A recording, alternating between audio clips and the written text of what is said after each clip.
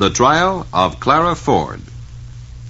The Canadian Broadcasting Corporation presents a play by Alan King, based on the trial of a woman transvestite who, in 1895 in Toronto, was charged with the murder of a youth of 18. The play is part of the series Famous Canadian Trials, produced in the Montreal studios of the CBC. The Queen versus Clara Ford, tried before the Honourable Chancellor Boyd and a jury at Toronto on the 30th day of April, 1895. The charge, murder. At first, the police thought the case would be straightforward, because though murdered men don't usually talk, this one did. I, Frank Westwood, believe that I am about to die. Desire to state the facts connected with my being shot. I heard the bell ring. I then went downstairs and lit the gas. I then walked to the door and opened it slightly, about 14 inches. I saw a man standing on the platform above the outer steps. This man had a mustache, I think, and was about as tall as I am. I can't say as to age. I can't say how he was dressed. I had had some trouble with Gus Clark. The man who shot me, I think, looked like a man who chummed with him. Possibly it might have been him. Lowe is, I think, his name. He's in the nail works. His Christian name is James. That's when the case stopped being straightforward. Of course, we went and questioned Gus Clark and James Lowe, but they were able to establish beyond any doubt that neither of them could have committed the crime. Well, it isn't often the police have a statement from a murdered man. We had this one, and it was no good. Disappointing. We had to start from the beginning. After a day or two, a neighbor of the Westwoods came to us with some scraps of paper. You see, Sergeant, they have some writing on them. Yeah, just a few words. What does this one say? If you don't... And on this piece it says, I will. I will what? Doesn't seem to mean much. Do you think this looks like a woman's handwriting, Sergeant? Might be. You know what I think? I think this suggests that the murderer was a woman dressed up as a man. Well, no, I thought that was pretty far-fetched. But then Gus Clark came along with a surprising piece of information. Frank Westwood knew a girl who sometimes dressed as a man. He did? Who is she? Her name's Clara Ford. She's colored. She used to live near the Westwoods. I knew she used to carry a revolver. You say Frank knew her, Mr. Clark? Oh, yeah, sure. About 5 years, I'd say. Well, that was something for us to go on. 2 detectives were sent to interview this Clara Ford. And in view of what they found in her room and what she said, it seemed that the case had become straightforward again. We found a man's suit in her trunk and an unloaded revolver with 4 cartridges. It looked as if it had been fired recently. She said she'd fired 2 shots at ducks the previous spring. And on the night of the murder, she'd been at Toronto Opera House with a girl named Flossie McKay. Well, when we found that bullets fired from that gun bore the same marks as the bullet found in the murdered man's body, we took Clara Ford to headquarters for questioning. After some hours, she gave up. Well, there's no use lying any longer. Yes, I shot Frank Westwood. After that, she made a full confession to me and was charged with the crime. And when the preliminary hearing came on, she tried to plead guilty.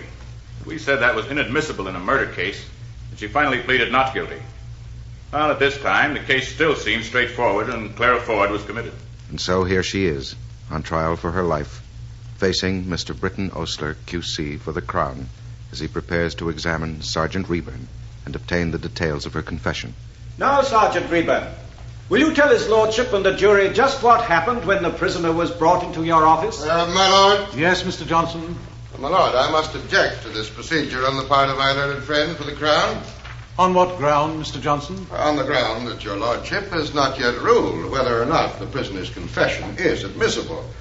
Before I can rule on the admissibility of the confession, I must hear the circumstances under which it was obtained. Very well, my lord.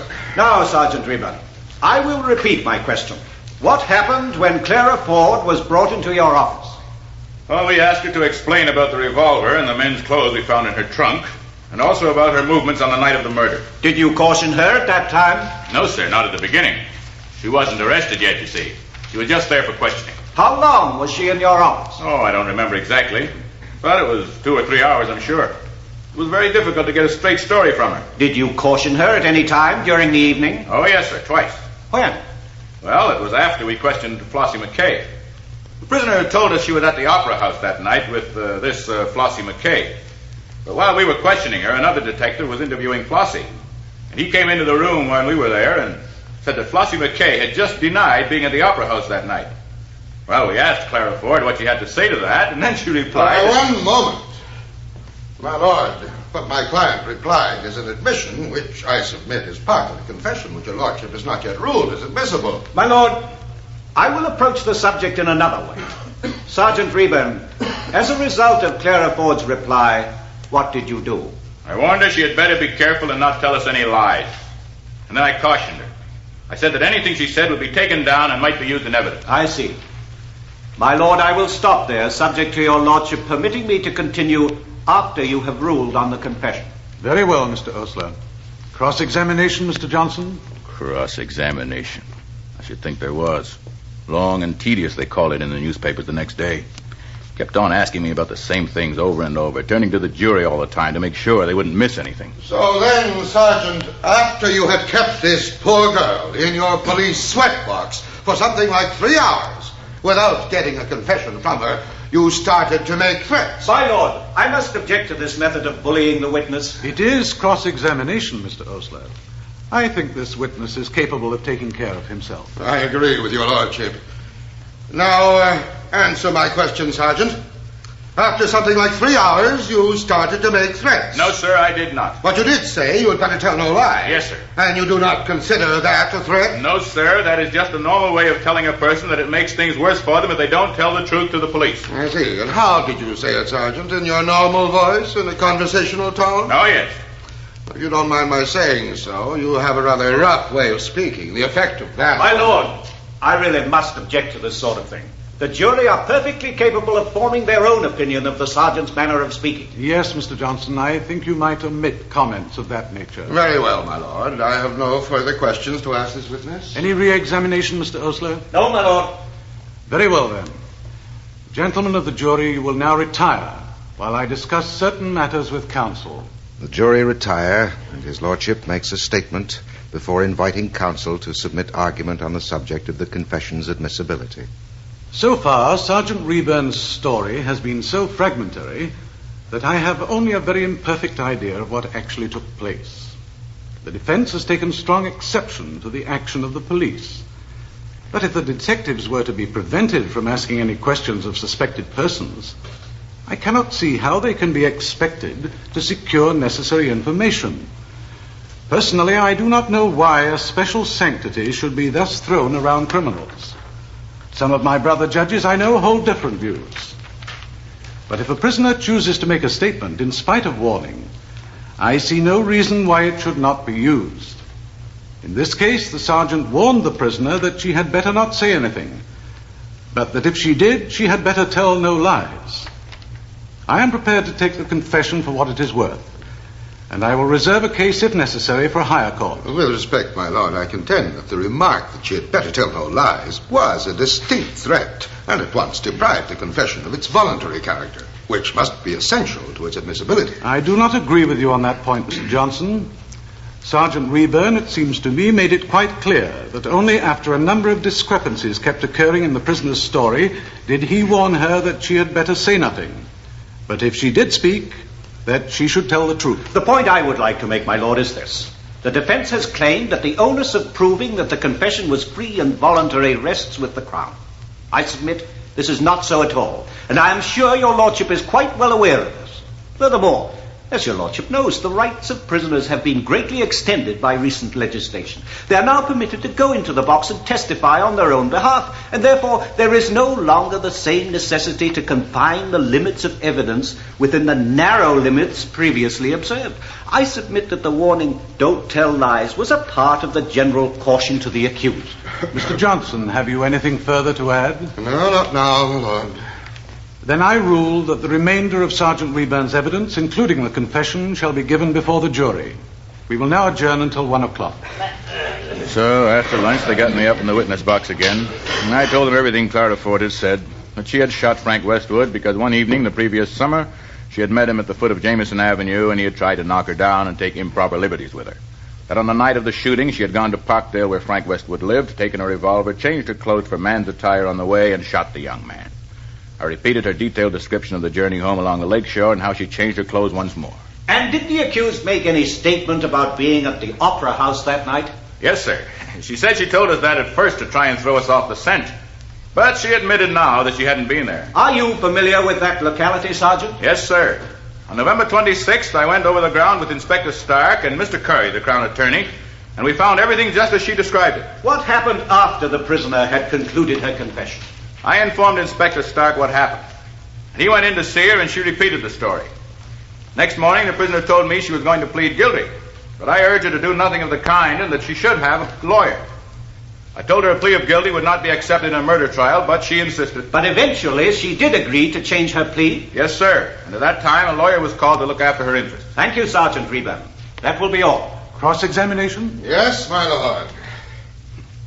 Yes, my lord, indeed. Johnson put on a real performance this time. They called it severe in the papers. But I doubt whether he did his client any good or not. After all, there was her confession, and the jury had heard it all. Somehow, a rumor had got out that Clara Ford was going into the witness box herself. I could hear people discussing I it as wouldn't they miss left tomorrow the court. for anything, Celia. Fancy that girl going into the witness box herself. I know. My husband doesn't agree with it, you know. He says they should never have changed the law. I don't see why not. I always thought it unfair that an accused person couldn't get up there and speak for himself. You swear to tell the truth, the whole truth, and nothing but the truth, so help you God. I do.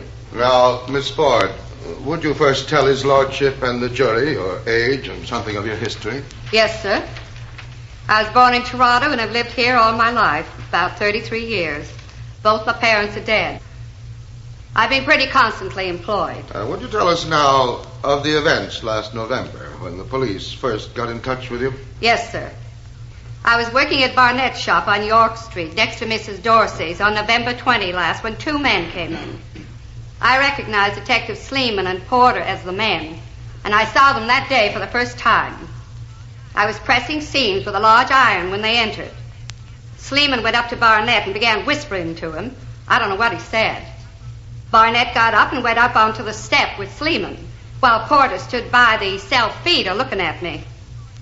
After a minute or two, Porter says, "Have you got any more girls here?" I says, "No, there's no more." He says, "Are you sure?" And I says, "No, there's no more." He says, "You're pretty busy." And I says, "Yes, we are. We're working day and night." I was alone with Porter while this was going on. And then Sleeman came in again and came over to me and he says, "We want to see your room." I said, "What do you want to see my room for?" He said, "Well, we want to see it." So I put down the iron, went up the stairs between Mrs. Dorsey's and the shop, and Sleeman followed with Porter behind her. Prisoner then told of the discovery of the men's clothes and the revolver in her room, of certain questions being asked her, of how she told the detectives she had only used it to shoot ducks the previous April, and then of how she was taken to headquarters and confronted by Sergeant Reburn. Reburn looked me up and down as if he'd snapped my head off and asked me my name and where I lived. He didn't talk at all like he did here yesterday, but more gruffer and snappier. And then he says, Where were you that night? October 6th. "At the theater. How were you dressed? I had on a green skirt and waist, green corduroy vest, white collar and cuffs and tie, this jacket, and a straw hat." Who was with you? "Florence McKay." You were seen in Parkdale that night. "I was not. Whoever says they saw me there was telling a lie." Do you know Frank Westwood? "No. When were you in Parkdale last? On the first or second Sunday after civic holiday." What were you doing wearing men's clothes? "I didn't know that there was any harm in wearing men's clothes." Don't you know it's against the law? "Well, if it is, what about Vic Steinberg, who goes to the baseball game in Hamilton in men's clothes and then writes it all up in the news?" Where did you meet Flossie McKay? "On the corner of Bay and Queen Streets, and we went to the Opera House. She waited in the corridor while I got the tickets. I got 35-cent tickets, and we went up into the balcony. I gave our checks to the usher, and he showed us to our seats. We stayed the play out and then went along Adelaide and up Young. I noticed Wanless's clock as we passed. It was either after 5 minutes past or 5 minutes wanting to 10:30. About a Sunday World, and then we went along Queen Street West. As we were going along, I asked Flossie if she knew that Percy Clark was dead. I'd seen it in the telegram. She said, "No, what did he die of?" I said, "I didn't know, but I thought it was strange that Percy was born the day Priestman was shot. On the day he was buried, Frank Westward was shot. Then we went along to Mrs. Watson's, where Flossie was living. I would not go in as it was late, but I told her to tell Mrs. Watson that she'd been to the theater with me, and that was why she was late. She said that was all right, as Mrs. Watson knew she was going. I then went home to Mrs. Dorsey's, and when I got to my room, my clock was just 11:15. Now, Miss Ford, after you had told Sergeant Reben your story of the events of that night, then what happened? Well, he left me alone in the office till it was nearly dark. And then? Then he came back and took me into Inspector Stark's office, and I sat down facing Stark. Reben says, "No, you're making this all up." And I says, "No, I ain't. It's the truth." "Well," he said, "you didn't get saucy about it." And I said, "Well, I got a right to speak up when I'm telling you the truth." The prisoner goes on to tell of being left in the matron's room to have her supper, of Reben going in and out, and then finally, well after 1 o'clock, of Reben making a new attempt to shake her story, bringing some of Clara's friends in, who contradicted Clara's own story of her movements on the night of the shooting, and finally accusing her of lying about having been at the Opera House. You weren't there at all that night, were you? I've told you, yes, I was. Oh, no, you weren't. The young girl says so. My God, if she says that, she's telling a lie. You know Frank Westwood. No, I don't. You've never mentioned his name? No. Never met him at Mrs. Clark's? No. What about this letter? You wrote that. I don't know if I did or not. No, look at these words. Westwood. Frank. You didn't know I had this letter. No, I didn't. I kept telling him I didn't, and then he said, "Now listen to me, Clara. If you don't tell about this, it'll be worse for you. If you were my own sister, I couldn't do more for you." I repeated that I didn't know anything about it, and then he says, "Only tell me what your motive was. Say that he insulted you. There's $500 or $600 offered for this." And with that, he winked. "If you don't," he says, "it'll be the worse for you. But if you tell me all, I won't say a word about it, and I'll see that you're a free woman and walk the streets again." You mean, Miss Ford, you mean that Sergeant Reben actually promised you your freedom if you would confess? Yes, sir. And then what happened? Well, then he looked at his watch and said he had no more time to bother with it and said, "Clara, you're in a net. You can't get out." All this time he'd been walking up and down the room, and every time he said it would be the worse for me if I didn't tell, I said I had nothing to tell. That is true. And then? Then at last I got so confused, seeing they were blaming me for what I hadn't done, and they said they would let me go if I confessed, that I said I did it. And then as I had begun, I went on. I told him how I was dressed, and as he said I had the hat on, I put that in. I thought I might as well make the story to fit everything all the other people had said. But it was a lie from first to last. And the theater story is the truth. I did not shoot Frank Westward or anybody else. I am innocent. At this point, Clara Ford had been in the witness box for 2 hours and 10 minutes. Now, Mr. Jewett for the Crown, in place of Mr. Osler, who was forced to be absent owing to the critical illness of his wife, cross-examined Clara for another 3 hours, but was unable to shake either her testimony or her composure. In closing, Jewett referred to her original plea. "There is one matter that I am sure is still puzzling the minds of his lordship and the jury. Why, if you insist that you made your confession because you were bullied by the police, why, in the magistrate's court, did you make a plea of guilty?" My lord, I object. I submit that the magistrate had no right to ask my client to plead one way or another at that time. Therefore, the matter cannot be referred to in this court. Yes, Mr. Johnson, I am inclined to agree with you. The witness need not answer that question. Very well, my lord. In that case, I have no further cross-examination. Then we will adjourn until 10 o'clock tomorrow morning. Did you ever see anything like it? Standing in that witness box for 5.5 hours, and look at her, smiling and jaunty as if she hadn't a single thing on her mind. Only a woman with nerves of iron could stand it. Only a woman with nerves of iron could have committed a murder in cold blood. Emily, you mean you think she really did it? I only know I'm glad I'm not on the jury and have to make up my mind. One of the things I'm not clear about is whether or not she really was at the theater on the night of October the 6th. Was she at the theater or not? The next morning, the defense called William Melville, an usher at the Opera House. Oh, Clara Ford was there one night that week. I saw her. On Saturday, October 6th? I believe it was. The theater constable said that she was there, too. Oh, yeah, I saw her. Where, Constable? At the theater. I saw her afterwards on Queen Street. On Saturday, October the 6th? I think so. Are you sure? Well, no, I can't be quite sure. You can't be quite sure. Are you sure whether or not anybody was with her? Oh, I'm sure of that. No, nobody was with her. Finally, the list of witnesses comes to an end, and Mr. Johnston addresses the jury for 2 hours and 17 minutes. Gentlemen of the jury, this is a case of murder or nothing. There's no halfway. Your verdict will hang or acquit my client.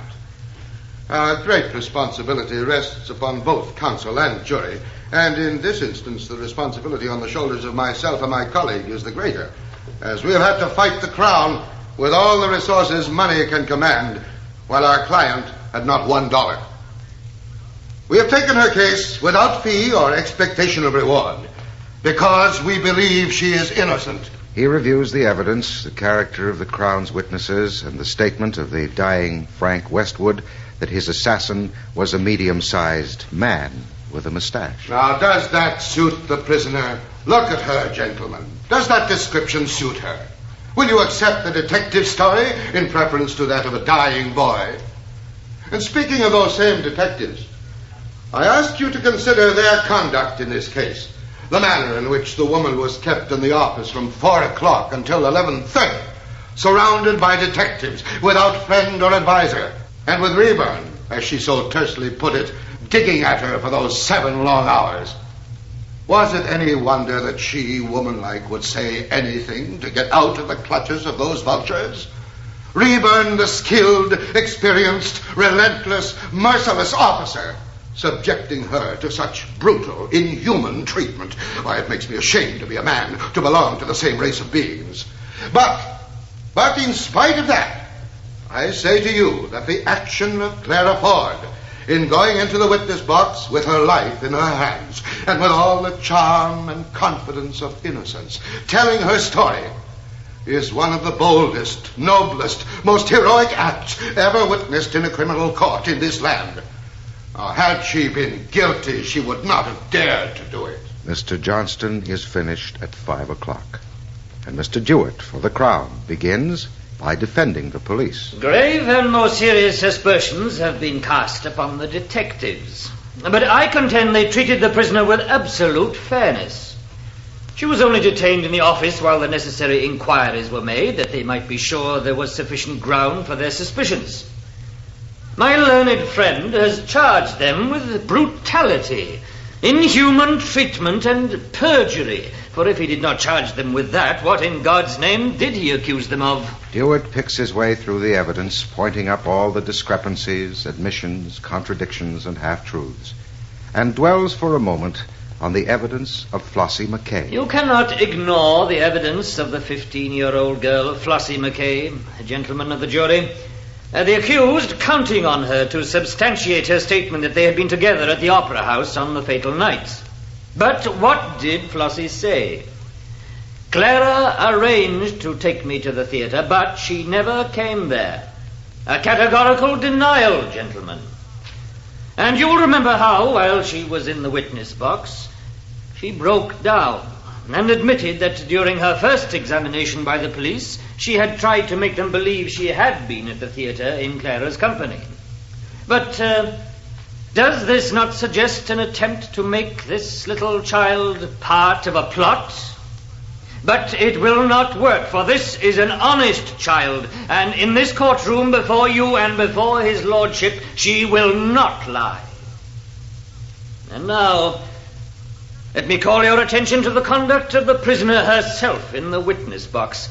And I ask you, was it the demeanor of conscious innocence, or of bravado, devilment, and recklessness? The court adjourns at 6:30 and resumes after dinner, the jury having elected to continue into the night to reach a conclusion. Spectators are lined out into the street as Chancellor Boyd begins his charge to the jury, going quietly and quickly over the evidence while dwelling for a moment or two on the confession and the actions of the police. A singular feature in this case is the prisoner's confession, and the fact that she went into the box to explain it away. Her action in doing this has been declared noble and heroic, but you must not regard it thus. She had to testify in order to explain away her confession and clear herself, and you must be very careful in weighing her evidence. There is an old saying, old as the days of Job: skin for skin, yea, all that a man hath will he give for his life. And the question for you, gentlemen of the jury, is, what value under the circumstances can you place upon her testimony? And then her confession. Was it obtained honestly, or was it wrung out of her by Reburn and the other officers as she has alleged?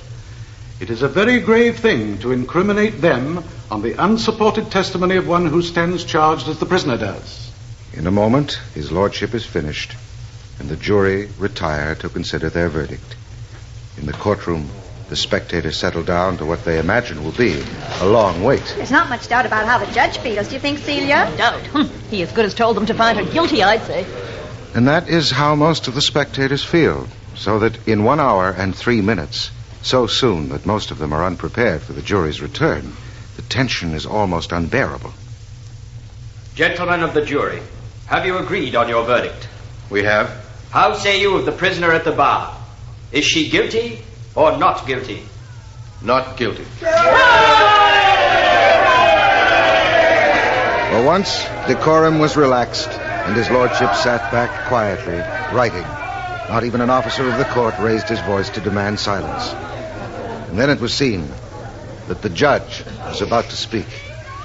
Clara Ford, stand up. The jury has acquitted you of the crime with which you were charged. I am not surprised at the result, and for your sake I am glad. I am not sorry at the verdict, as it has cleared your character and also the character of the poor young fellow who is dead. Let me say one word more. Be kind to the young girl, Florence McKay, who has shown her love for you, though she was compelled to testify against you. I ask you to be kind to her. Treat her gently and lovingly. You are free. Thank you, sir. In the words of the reporter who covered the case for the Toronto Globe, from that moment, all order and decorum was thrown to the winds as the mob rushed round to the dock to shake hands with and congratulate the liberated woman. On arriving at Mrs. Dorsey's, as many as were able crowded into the little shop where the heroine of the hour made a little speech to her admirers and held a levee until after midnight. No one else was ever charged with the murder of Frank Westwood. The Trial of Clara Ford was produced in Montreal by Rupert Kaplan as part of the series Famous Canadian Trials. Script by Alan King, based on research by R.S. Lambert. Leading roles were played by Eileen Clifford, Henry Raymer, Percy Rodriguez, Albert Miller, Hollis Thomas, Howard Rishpan, Donnelly Rhodes, Gordon Atkinson, Kenneth Cully, Philip Nielsen, Gary Files, Gladys Richards, and Doris Mallis. The program was presented by this station through the facilities of the International Service of the Canadian Broadcasting Corporation.